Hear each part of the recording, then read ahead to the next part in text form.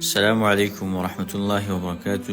یو مختصر فایده ذکر کوم در سره، او دا فایده به هغه حدیث ذکر کو چې کوم صحیح مسلم روایت کړی دی. ثوبان رضی الله عنه یو ورځ رسول صلی الله علیه وسلم نه تپوس وکړو د سجدې حوالې سره. نو بیا ورته رسول صلی الله علیه وسلم نصیحت کوي. نو ثوبان رضی الله عنه مونږ ته دغه نصیحت نقل کوي او ما ته د نصیحت دی.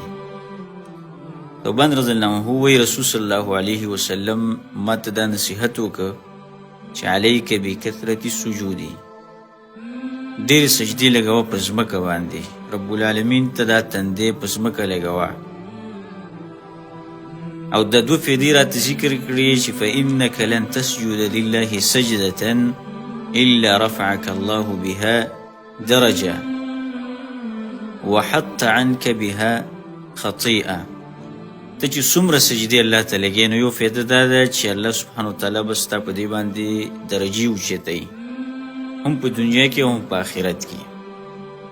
او دویمه فایده راته دا وښوده چې الله سبحانه وتعالی به ستا ګناهونه معاف کوي په دې سجده باندې.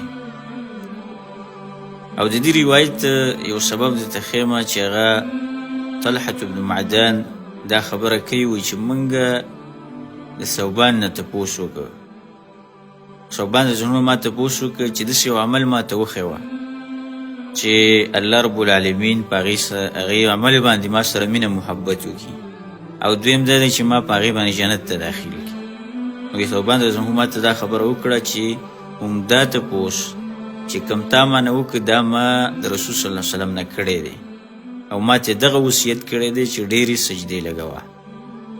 په دې باندې به الله سبحانه وتعالی تا جنت ته داخلوي، په دې باندې به الله سبحانه وتعالی ستا دنیا او آخرت کې درجې اوچتوي، په دې باندې به تا سره الله سبحانه وتعالی مینه محبت کوي، او په دې به الله سبحانه وتعالی ګناهونه معاف کوي.